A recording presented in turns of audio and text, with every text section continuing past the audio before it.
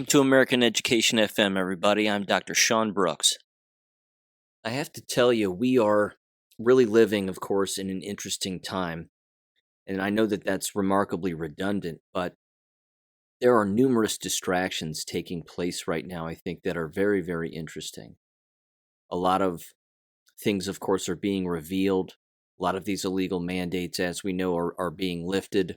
But at the same time, the enemy continues to scheme and do things behind the scenes that are still infiltrating endless organizations. In particular, I might add American K-12 education. And I heard something on the radio the other day that I thought was interesting. A caller called into a show and was discussing how this entire Great Reset rollout business was purposefully designed to help usher in the student loan forgiveness program, and that this has been planned by Democrats and the powers that be for a very long time. Even Cicely sent me an article recently describing how the New Mexico governor signed into law now this student tuition or student loan forgiveness program, where student loans are being paid and school loans are being paid, at the very least for a certain amount of individuals. The same thing is happening at the Department of Education. The Federal Department of Education is ushering in a very similar program. And we can probably also assume that they're doing it for particular racial categories as opposed to others. Because remember, diversity, equity, and inclusion.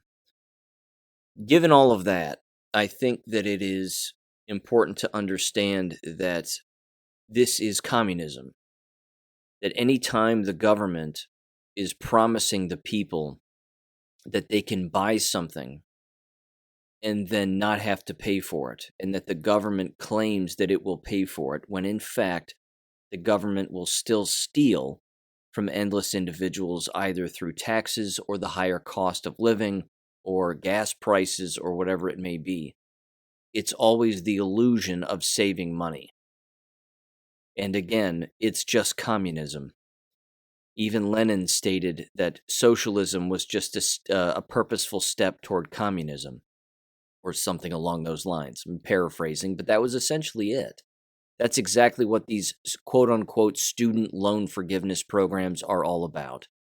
It is not really about helping out someone who is on the streets or is in dire need. It's about the government enslaving individuals to government dependence.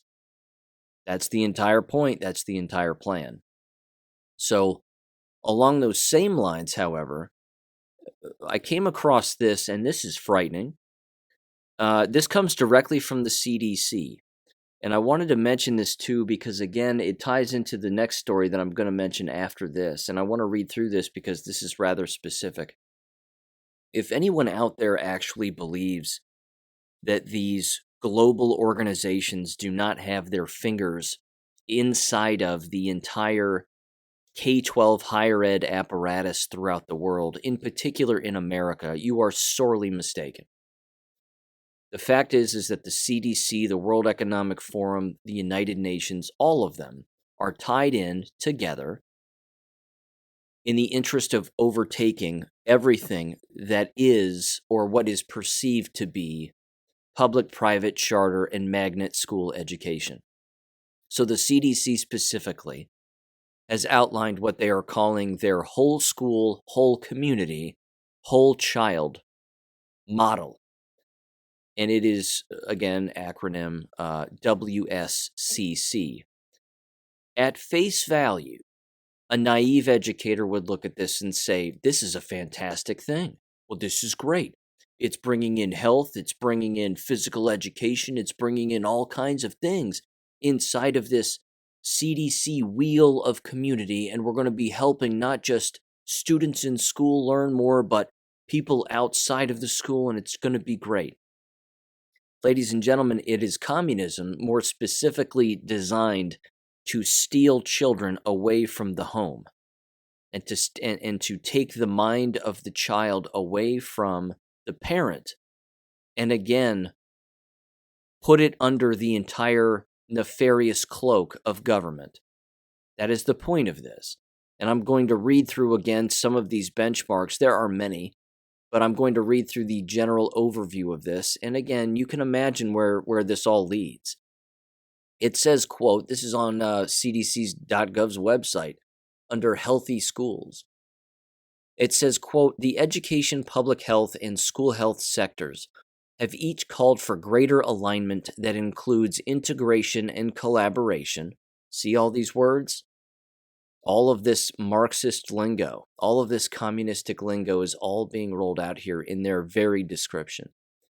Integration and collaboration, quote, between education leaders and health sectors to improve each child's cognitive, physical, social, and emotional development. Public health and education serve the same children, often in the same settings. The whole school, whole community, whole child model focuses on the child to align the common goals of both sectors to put into action a whole child approach to education. Again, this is government control over the child. Does this exist within your school district? You bet it does. And if it isn't there yet, it's there in pieces, and it will slowly work its way into every single classroom, so that you'll even have, and we already do, math teachers putting this kind of thing into quote-unquote practice, where it becomes remarkably normalized across and stretching across every subject within school. People have got to understand that the CDC, the FDA, the UN, again, the World Economic Forum, all of these organizations are simply different heads of the exact same snake. They work together to give people the illusion of individuality, but they are in fact controlling everything. And they all know each other. In many cases, they are all related, actually, literally related to one another.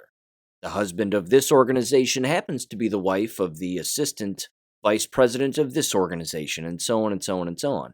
The nepotism runs deep within government, both from a biological standpoint, a bloodline standpoint, you name it. And they take that very, very seriously, and they have to keep it that way. This is also why, again, the World Economic Forum has their Young Global Leaders organization, where they recruit specifically youth from the most radical institutions you could possibly imagine, in the interest of, again, breeding these people and grooming them to end up being the heads of these organizations down the line. These people think hundreds of years down the line when they're making these moves. The CDC is no different. So back to this particular model, this WSCC, whole school, whole community, whole child. And of course, they have an image here, a little graphic, and it looks like what could be perceived as a teenage child sort of in the Michael Jordan pose, so to speak, from Nike, on this in the middle of this wheel, and they have community wrapped around the entire thing. Communism. They're telling you it's communism. They're telling you in their own graphic. And it says coordinate policy, process, and practice. And then it says improving learning and improving health. Then it says healthy, safe, engaged, supported, challenged. All wrapping around in a giant circle of a nightmare. And then each individual block includes the following. There is a health education block. There is a physical education and physical activity block. There's a nutrition, environment, and services block. There is a health services block. There's a counseling, psychological, and social services block. Social and emotional climate block. Physical environment block. Employee wellness block. Family engagement block. And finally, community involvement block. Again, if you were to dive into every single one of these, they are remarkably dangerous because this is where all of the critical theories get buried. And see, someone would then say, well, our state outlawed critical race theory, so we don't have that problem anymore. No, you have that problem still. You will always have that problem. Because as I've said in the past, when the enemy gets exposed and the light gets shined on the cockroach, where does the cockroach go? It goes underground. It goes in the dark corners and the shadows where it can go in order to, again, avoid detection. And this is an example of one of those heads of that same snake simply hiding and doing whatever they can to take the message from the other snakes and make it a little less visible. But again, they're so evil that they have to put it in writing out there on their own websites, assuming you won't look at it, assuming that you won't think about it, and then analyze it and read into it.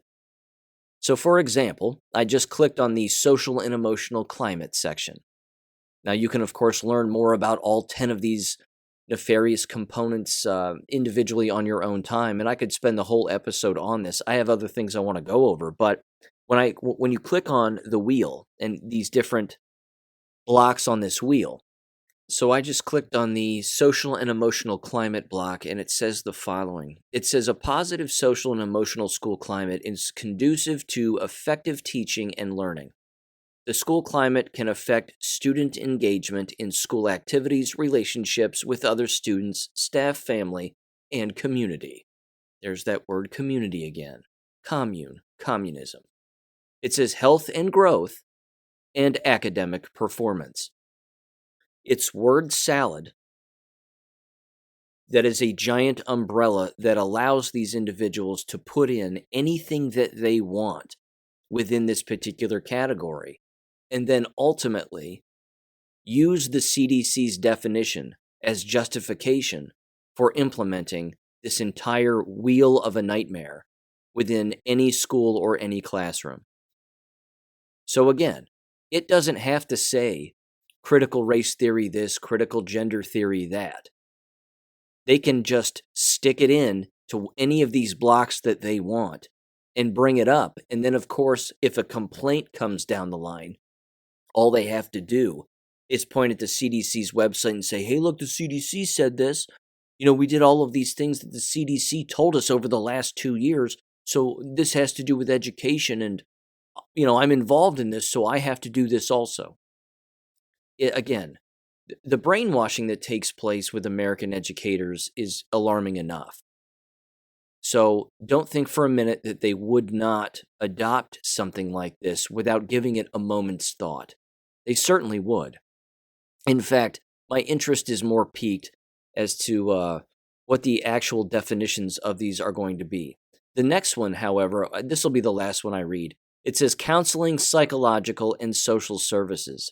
It says, quote, these prevention and intervention services support the mental, behavioral, social, and emotional health of students. Services include a broad range of assessments, counseling and consultation, and referrals to school and community support services. Again, we're talking about child protective services. We're talking about making sure that kids are on drugs so that you can continue to brainwash them and they can be dependent on the pharmaceutical industry. We're talking about making as many special education students exist within our building as humanly possible so we can get more money and have them on more drugs. I can read into every single one of these benchmarks and every single one of these blocks and tell you exactly what they have planned. I would encourage you again to get on their website, look this up. It's the whole school, whole community, whole child model.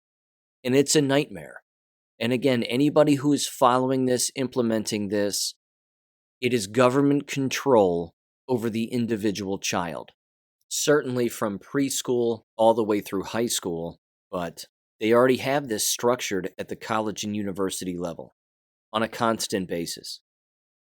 Again, you've heard me say this before, but the use of the word community and the overuse of that word has hit a new level here. I mean, I didn't grow up hearing the word community used with such regularity, let alone within all of these political organizations that are all again using the exact same terminology. They're taking over the English vernacular. They're taking it over. And that's always going to be a major part of their invasion on us and our individual rights. Is looking at you like you're crazy because you're not using the same words that they are using. I never say the word community. The only time I heard the word was in a geography class in elementary or middle school. That was it. We didn't walk around as children saying, you know what would be great for the community? I think that one of the best things that would just be excellent for our community is this and this and this and this and this. No, go home and pay attention to what's fine in your own home. The definition of community is like, it's just another name for a town or a subdivision or, an area of town where you live. That's it. But what people don't seem to understand is again, the word community means commune, which means communism. Getting everybody to say and do the same things and believe the same things at the same time to create the same terrible outcome. Because communism, and this has been brought up with regularity by endless people, communism continues to be a failed model everywhere. It's never worked. And yet, communists don't seem to learn from history, let alone their own misdeeds. They simply repackage and rename their own misdeeds. They throw another visual at everybody, another chart, another graphic, or in this case, another wheel with the word community wrapped all the way around it in order to get people to buy into it. And then, of course, they resell it and then use it as justification to do whatever it is that they want to do, which, as we know, and they don't seem to grasp this, is that they are destroying American K-12 education, but they're actually destroying their own terrible model. And, of course, what are they replacing it with then? They're replacing it with their own model. I mean, the wheel that needs to be created from a visual standpoint is just their own decision-making. Their own decision-making should have a block at the top that says, this won't work. And then they keep trying it, and then the wheel goes all the way around, and that circle comes right back to the top where it says, this won't work, all over again. And they go, okay, well, we got to make it look different. And then they put different colors on it and whatever else. This whole school, whole community, whole child model will fail. It will fail. It will continue to drive more people to homeschool. It will continue to drive more people away from these environments. In particular, if more and more students themselves and teachers actually wake up to what's actually happening. If they don't, and they can't read between the lines, and unfortunately many cannot, the brainwashing is too thick, then they're not going to stand a chance. They're going to view a program like this as being beneficial because it sounds nice. It's a kind of thing that, again, at face value, without any ounce of thought whatsoever, sounds friendly and it sounds nice. Well, pedophiles sound friendly and sound nice from time to time too. What do? They lure in people. That's the whole point. That's exactly what this does too. It's just a giant lure. It looks like a shrimp, but the fish doesn't know that it's a giant piece of plastic with a really sharp hook on the end. That's all it is. Now here's another move, and this is the next story I wanted to mention. This is another move that the enemy has planned, and it's starting to be written about by freedom-loving outlets with more regularity, again in the interest of warning people. And I'm going to read this because, again, it's remarkably important, and this is the perfect platform for it. This comes from LifeSiteNews.com, and it's titled, United Nations Calls for More Regulations to be Placed on Homeschooling.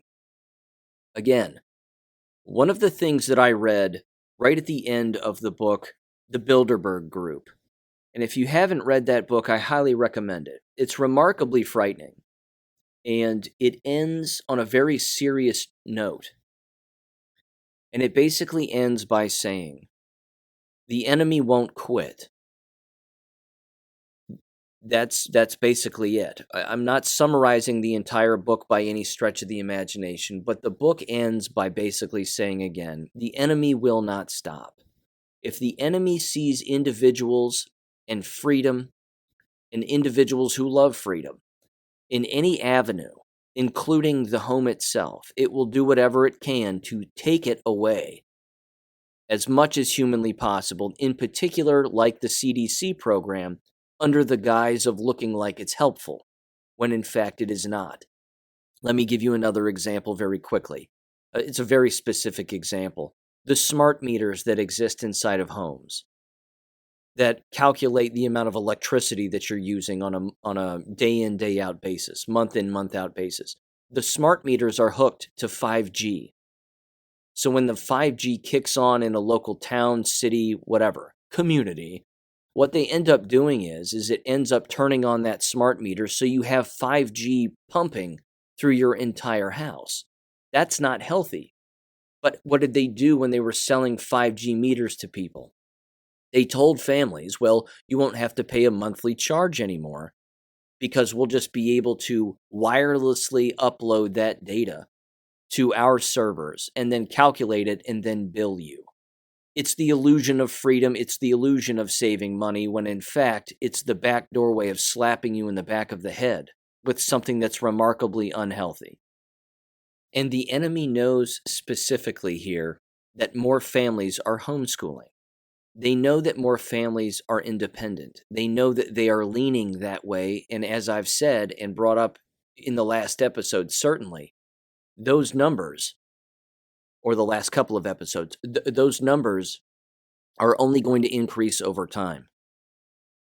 You know, as I've mentioned, it's a failing business model, the business of public school, private school, and charter school, and certainly higher education. These are all failing business models. These people are in debt. These organizations and institutions are in debt way beyond their means. I mean, that's the definition of debt, but they cannot sustain themselves any longer. And if homeschooling is sitting at 11%, and I think that's low, I think that the homeschooling population is way above 11%. If it reaches 30%, public schools will close. The numbers of students will dramatically decrease. Teachers will get fired. They will stop hiring people. They'll have to consolidate their buildings. They'll have to start taking their middle schools and high schools, as has been brought up on this podcast, in particular by Vanessa Hurst and countless other individuals. They have to take these schools then, and they have to combine them.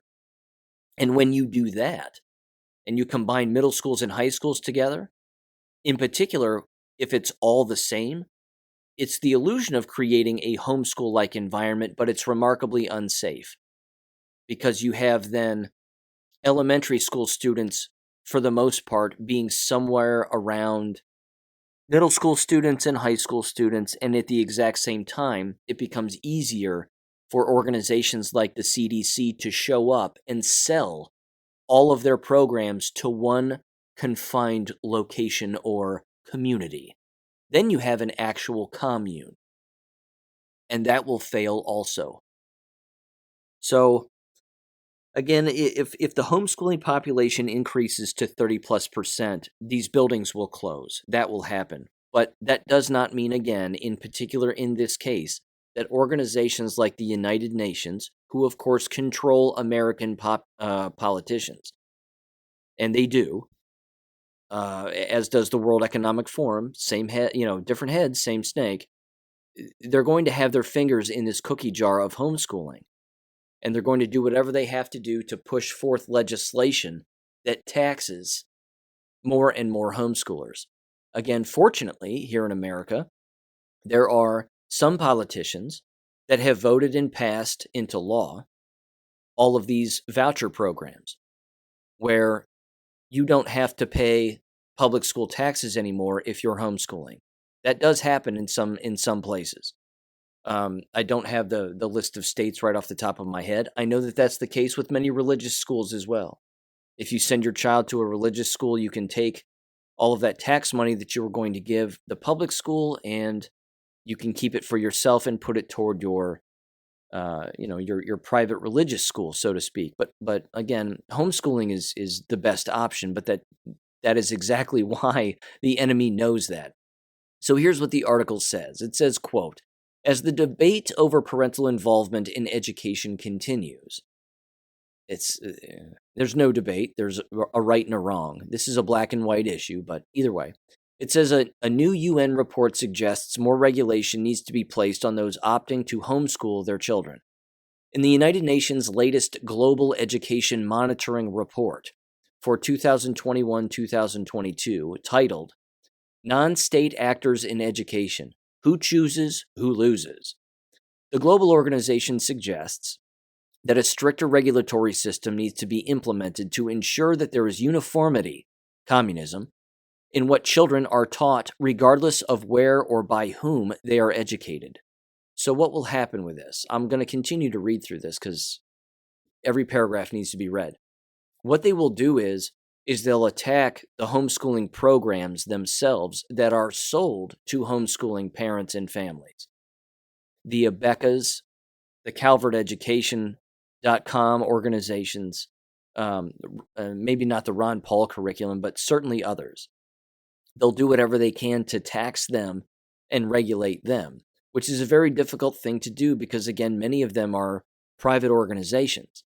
But if they can go after accreditation or they can find a backdoor way into making things harder for them, they're certainly going to do that. And they're certainly going to try. And like it was said again in the Bilderberg group, the enemy will not quit. Inroads will be made. Victories will be won by the good guys. But the devil is not going to take a day off. It continues here. It says, according to the UN report, the presence of non-state actors in education, which refers primarily to educators in the private schooling sector, but also mentions parents involved in homeschooling, promotes inequity and privilege. And therefore, the solution is for governments to consolidate all education into a single system, quote unquote. The UN claims that the rise in homeschooling rates is the result of advocacy by a global conservative movement. I mean, you can hear the UN's word usage here. They believe that the family making decisions for the child and themselves as a family is inequity and privilege. That's their mind frame. It goes against everything that they want for you and your child. They want total control here. It continues, and it says, and accuses homeschooling environments of exacerbating gender imbalances and negatively impacting the employment rates of mothers, but not fathers.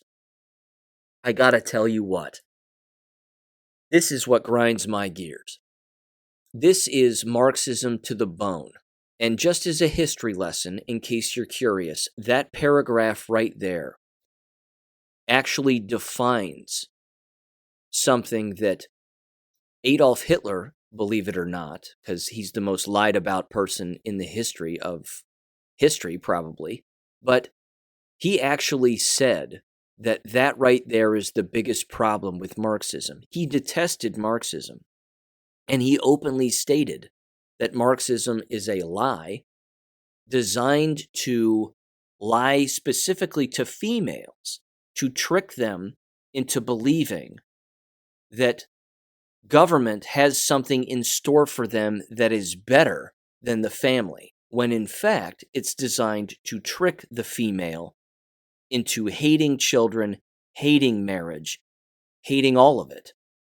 Because again, here, the UN is a Marxist organization, and they are saying specifically that homeschooling is designed to exacerbate gender imbalances and negatively impact the employment rates of mothers but not fathers. See, the UN wants mom working all of the time. The UN wants the family poor, and both parents in a biological nuclear family working all of the time. Why would that be?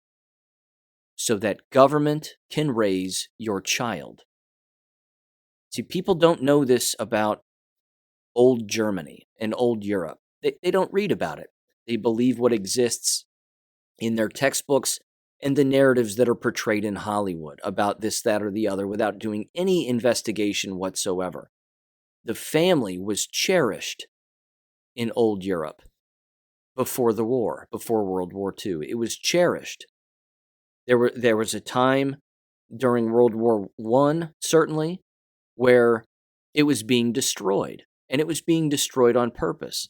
Look at what happened in America in the 1960s, 1970s. The family was starting to disintegrate. Cost of living, poor education, the breakdown of the nuclear family, higher divorce rates, etc., etc. Where are we now? We're in a worse place now than we were then, and it was bad then.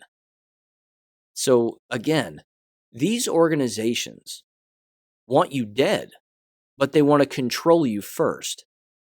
It continues here. It says, responding to these arguments, Michael Donnelly, senior counsel for the Homeschool Legal Defense Association — I'm falling in love with these people more and more by the day.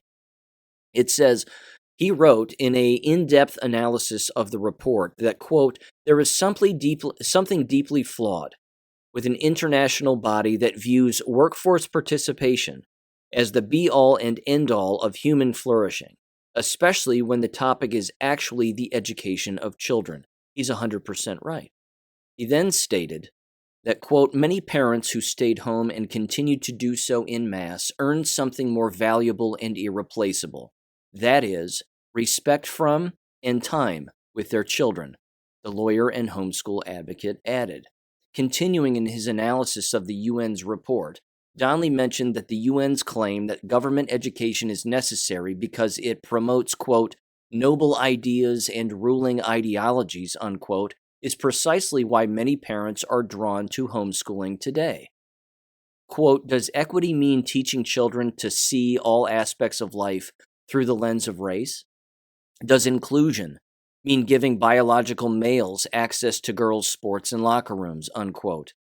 Donnelly asked rhetorically. He said, quote, the report is vague on these specific topics, but it's crystal clear as to its preference for government control of education. It then says this. It says, quote, as a lawyer, Donnelly clarified that the right to homeschool children is defined in both U.S. law and in the 1948 Universal Declaration, which in response to Adolf Hitler's Nazi Germany concluded that education, quote, shall be directed to the full development of the human personality and to strengthening the respect for human rights and fundamental freedoms, and that parents have a prior right to choose the kind of education that shall be given to their children, unquote.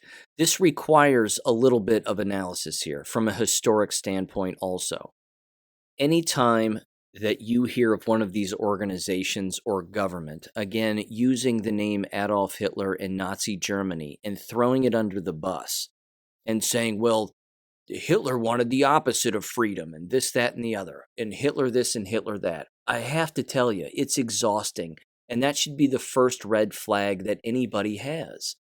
If any critical thinker should sit with themselves for a minute and say, why do they keep saying that? Why is it that they keep saying that? You see, that's not what Adolf Hitler wanted. That wasn't the point. He wanted a well-rounded education for all students in Germany. And he wanted them to, again, learn about their history, learn about art, and learn about their culture, and learn about their heritage. That was the point. See, that's not happening now in America, is it? The exact opposite is happening. So the U.S. law and their 1948 UN's Universal Declaration was designed to create more government control over American schools than ever before. But they were doing that based on a lie by saying, well, look what happened in Germany and we can't have that. Their schools were terrible. That's not true. That's not true. Before the war, Germany was in the process of rebuilding their schools. to be what they wanted to be and to be what they needed to be, because it was Weimar Germany and Marxists and Marxism that had infiltrated their entire school system and was teaching perversions. I've been over this in my Substack articles. I wrote an entire article describing and laying this out pretty clearly, and in basically the most basic terms I possibly can from a historic perspective. That's what the book burning was about.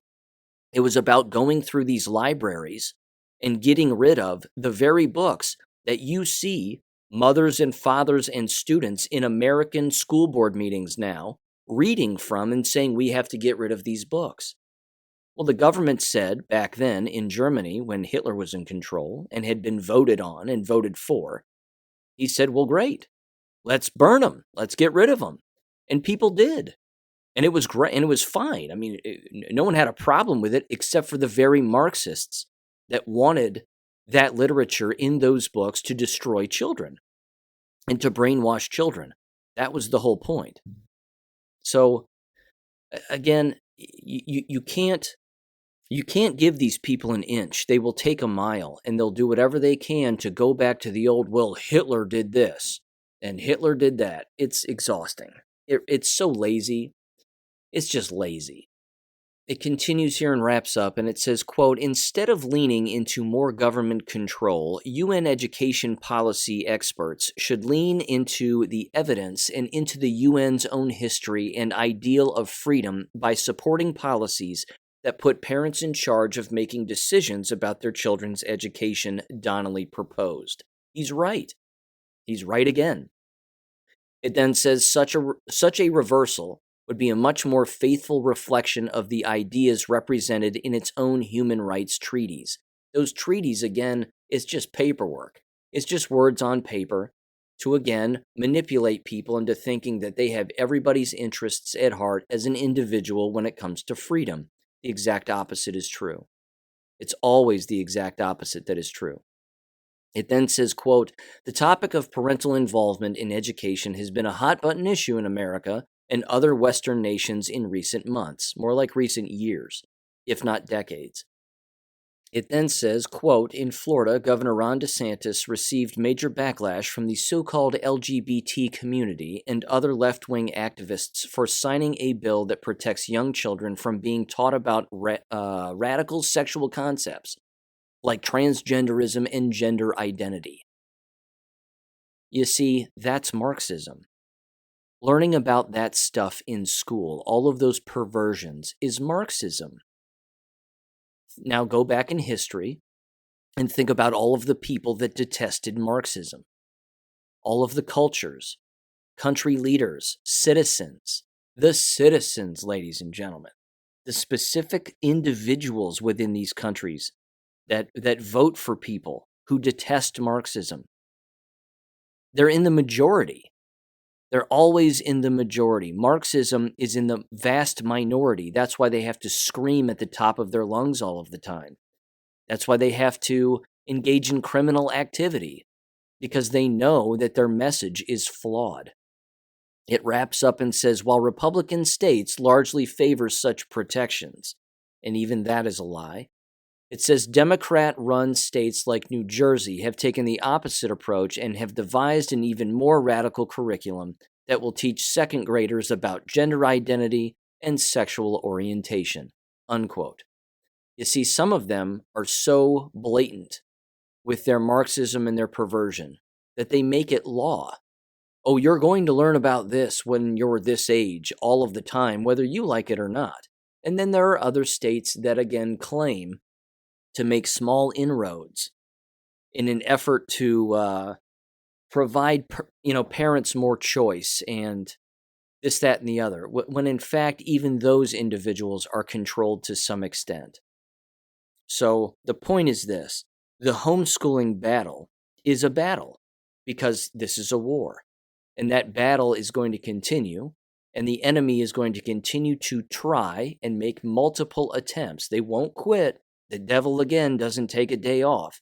They're going to continue to do whatever they have to do to make inroads in homeschooling and make it harder for those homeschooling programs that, again, parents buy and rely on. to exist and to not have some of these perverse, elements within their curriculum. Now, even if, because we can't trust the church either, okay, let's make that abundantly clear. Look what the church has done over the last 2 years, and look what has been revealed to the public about the church over the last 2 years. You can't necessarily blindly trust a homeschool organization that claims to be based on the Bible or based in the existence and knowledge of Jesus Christ. You can't even do that. Your due diligence has to be thicker than that. You have to go further with it. You have to do more homework. And then, of course, this is the best part of homeschooling. It's one of many.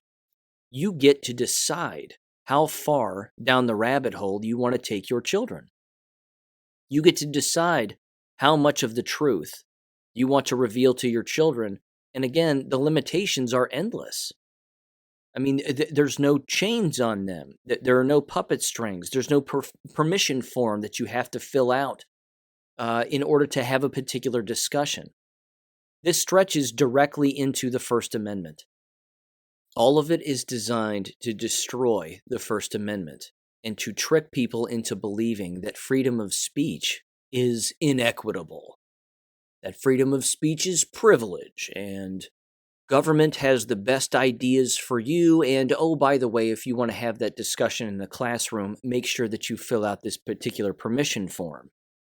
But again, look at the kinds of conversations that are casually happening in American K-12 schools today that have nothing to do with actual learning or real facts or history or science or curriculum.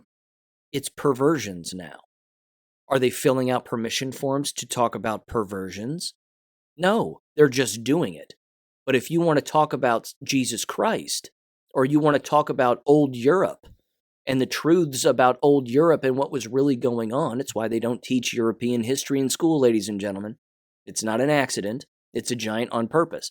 But if you were to actually start teaching it, someone would knock on your door who works for that school building and say, I have a parental complaint. I received a parental complaint because of this, that, or the other. That's the problem. That's why homeschooling is the safest environment. It is the best environment. It is free of all of the wheels of community and all of the building blocks and all of the government control nonsense. It's free of all of it. And it will actually do a variety of things, including this next topic that I want to bring up here and kind of summarize a few things, is that it brings up the importance of unlearning and how unlearning is arguably the highest form of learning. That if an individual dedicates their lives to unlearning, the clarity that you will see the world we live in will be astounding in all of its horror and all of its beauty at the exact same time. So, with that said, let me mention a few things here from past comments I've made and past topics that I've brought up.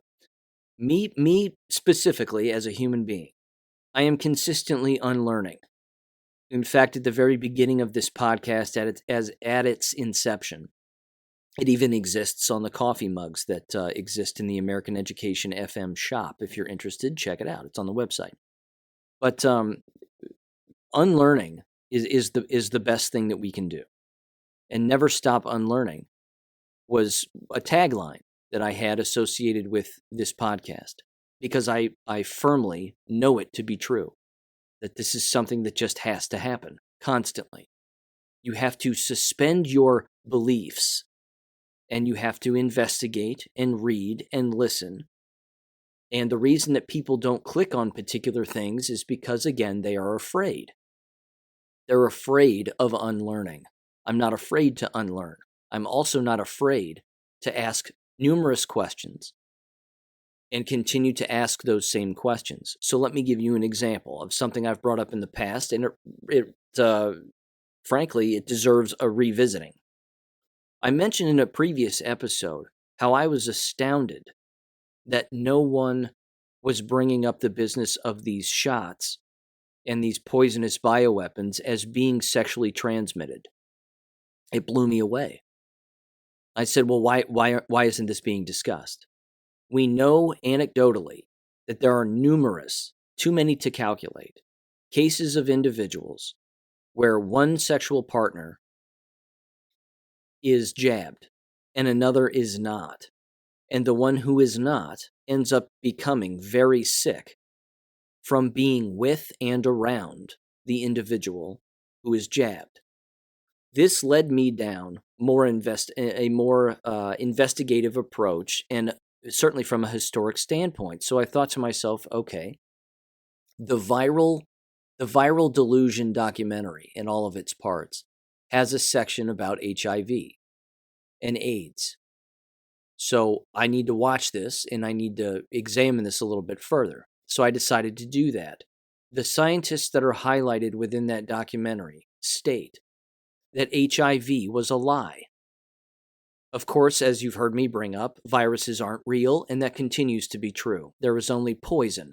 Poison is real, and there are immunosuppressing poisons that people inject themselves with, that they inhale, that they eat, that they drink, that they, breathe in, all of it. All of that exists. But the business of viruses is not real. Viruses are not isolated. Poisons are isolated from human cells.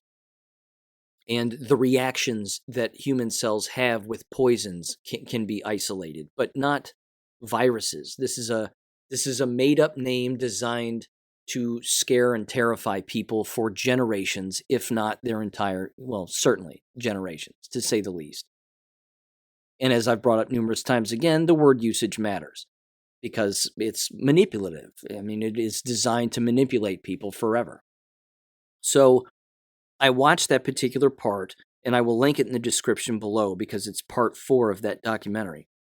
And it is fascinating because they also say that there is zero scientific proof that HIV, which didn't exist, wasn't a virus.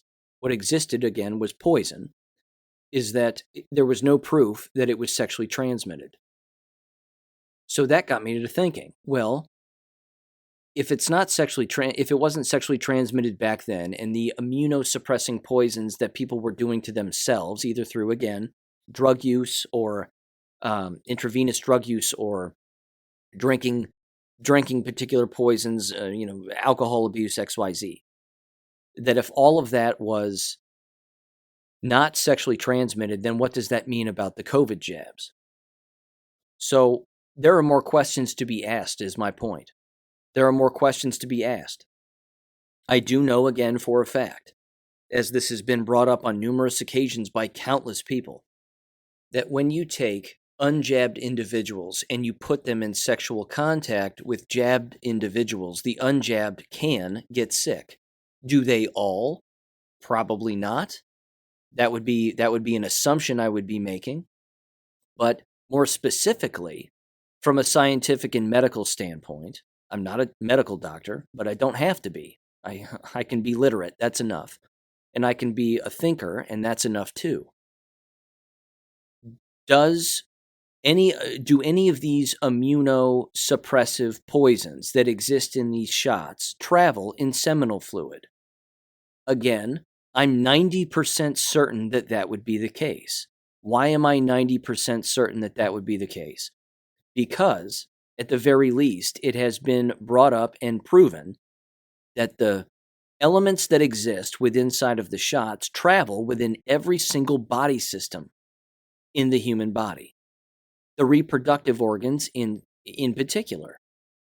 So, would it surprise anybody that the evil elements that exist would create a synthetic group of poisons that either mimic other poisons, like snake venom, for example, and put it within these synthetic mRNA poisons that exist, that people have, of course, taken, that hundreds of millions of people have taken all over the world and have been coerced to take and forced to take and XYZ. Would that be, would that be in the realm of a possibility that such a thing could be sexually transmitted? The answer is yes. It's certainly a possibility. My question is, who is studying that specifically? Do we know who these people are? We're not hearing about any of it. Because again, if we were to hear about it, and it would certainly never make the mainstream media, that doesn't fit within the Overton window. So who is doing this analysis? Is anyone out there engaging in these kinds of studies where they are specifically testing vaginal and seminal fluid as being a vector, so to speak, of these spiked proteins or of these immunosuppressing poisons that people have injected into themselves now? Because as it's stated in part 4, and it's an amazing section of that documentary, they clearly state that the bird flu and the swine flu and all of those other scare tactics from decades past did not work and did not have their desired nefarious outcome that they wanted. And again, by they, I mean these organizations, all of these organizations, the CDC, FDA, World Economic Forum, you name it. They didn't have their desired outcomes. But this time it worked. And the scare tactic was turning everything off. The scare tactic was closing everything. That's what would scare people into taking shots. It was one step to create the future steps. So again, I'm consistently unlearning. But when I made that sort of proclamation and I said, this has to be sexually transmitted, do I believe that to be the case? You bet I do. I still believe that. I would prefer that I had more hardened proof from a scientific standpoint, and I'm talking about real scientists, not the Robert Malones of the world that are out there who created the messenger RNA and are somehow now the new snake oil salesman going around from town to town and telling people that this is dangerous. Well, guess what, Bobby? You created it and you're killing people. So if there's a Nuremberg 2.0, Robert Malone deserves to be at the top of the list as far as I'm concerned. I don't know why people are believing his nonsense. Let me give you another example, just to get off on a tangent here. A lot of these people have foreclosed on the snake venom aspect of it, that there's no way that that could actually be a thing, or that it could be synthetically made or derived from actual snake venom and then put into drugs that people take and then put into injectables that people take. If you don't think that's a possibility, you're a fool. Of course it's a possibility. These people want you dead. They want you dead. They tell you that Viagra is healthy. That's what they tell you. That's what they tell all these old people. Viagra is healthy. Who created Viagra? Pfizer. What does Viagra cause? Heart attacks. Have people died from taking Viagra? Yes. That's one example. Talcum powder. Who created that? Johnson & Johnson. Did talc powder and talc create cancer and kill people? Yes, it did. People are still trusting these organizations. They're criminal organizations. They're criminals. People need to always keep that in mind. I mean, Robert Kennedy Jr., he's got some interesting ties, but he says a lot of good stuff from time to time. And he has openly stated this. Why are people trusting these criminal organizations? He's 100% right on that. He's 100% right. If a person comes to your home, for example, and robs you, they rob you, maybe at gunpoint, and then they end up getting arrested for their crime. You learn their name, you learn their age, you can see their face, you finally figure out who they are and where they came from. Would you trust that person anymore? Of course not. Of course you wouldn't. A sane person would never trust that person ever again. For anything. For absolutely anything. But people will blindly trust these faceless agencies, assuming that they have nothing but your best interests at heart and your health and well-being as their number one concern. It's shocking, but that's the depth of the brainwashing. That's the depth of it right there. And there's one last thing I wanted to mention here, and it goes again directly to this entire apparatus of brainwashing, which I mentioned specifically in the last episode regarding the mask wearing and the pelicans at the end of the pier, all clamoring that they now get to eat fish, with all of the people on airplanes who now get to take off their masks. Again, you never had to wear them in the first place. You didn't have to fly in an airplane. You didn't have to fly in an airplane. I didn't. I didn't have anywhere to fly. But thank God that the last time I was on an airplane was in, I think, 2019. But if somebody would have said, well, you got to wear a mask now if you want to fly in an airplane, I'd say, well, I'll drive there instead. How about that? And if, again, it would have been an untenable situation where I couldn't have gotten to a particular place, I would have called them and said, sorry, I can't be there. I can't be there because it's too far of a drive. No place is too far to drive, but certainly a foreign country would be. And at the exact same time, I don't fly on planes, and I'm not wearing a mask, and I'm not participating in any of this. When I brought a lot of that up in the last episode, I wasn't the only one, as it turns out, who brought that up. Amazing Polly herself, Polly St. George, who I love dearly. I love this woman. And if you're unfamiliar with Amazing Polly and her work and her investigations, I'm going to link her BitChute channel in the description below. I highly recommend you check it out. In particular, her latest rant, where she is ranting about the exact same thing that I was ranting about in the last episode, about how the mask wearers are to blame. They are the reason that we were in this entire situation. Their compliance is the reason why we are here. So what will happen the next time? What will happen the next time when government reaches out with a fish in their hand for the pelican? Is the pelican going to scream and make all of the noises that a pelican makes and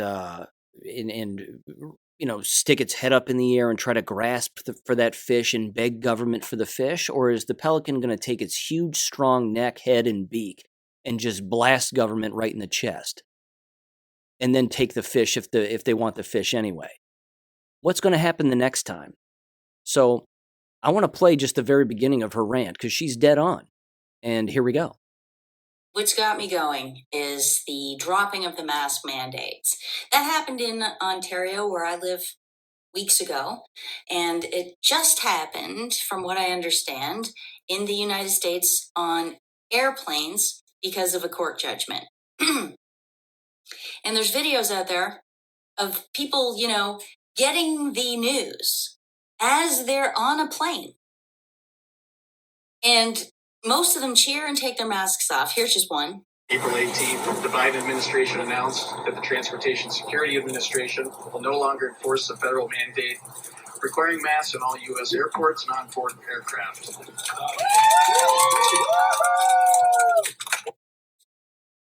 Yeah, so you see, it seems like a majority of the people are really, really happy about this, including airplane staff. There's videos where the airplane staff are celebrating and singing and saying things like, it's over, finally. And most everybody is pretty happy about this. And, I guess if I were on the plane, I would have cheered too. But guess what? I wouldn't have been on the fucking plane. Sorry for the language. Because I will not consent or comply with or bow down to what they want me to do in the first place. All of you people who happily celebrated the end of mask mandates when they happened and took your masks off immediately, you know what you are showing the world? You're showing the world that you are a loser, a coward. That you knew all along it was BS, but you went along with it because they were holding something over your head. They were saying, well, you can't get on the plane unless you do what we say, or you can't put your kids in school unless you do what we say. And you can't get groceries. You can't go in the grocery store comfortably, unless you do what we say and wear these masks. And what does that tell you about yourselves? That you wait for permission. You wait for the government to give you the all clear before you do what you know is right in your heart. Now I'm going to tell you something, hand to God.